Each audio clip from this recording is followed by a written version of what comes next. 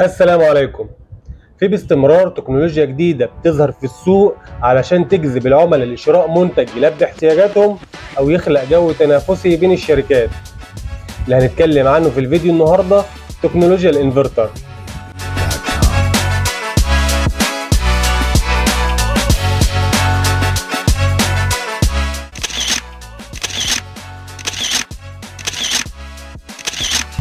تكنولوجيا الانفرتر موجودة في السوق المصري من فترة كبيرة، والغرض الأساسي منها هو توفير استهلاك التيار الكهربائي بنسب متفاوتة، تقريبا من 30 ل 50 ل 60% حسب سياسة كل شركة واللي بتعلن عنه.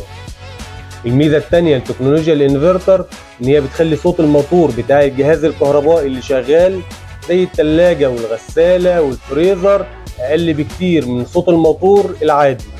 ده غير ان تكنولوجيا الانفرتر بتخلي الجهاز الكهربائي يعمل بصورة طبيعية حتى لو التيار الكهربائي الموجود في المكان ضعيف، وخصوصا في الريف المصري.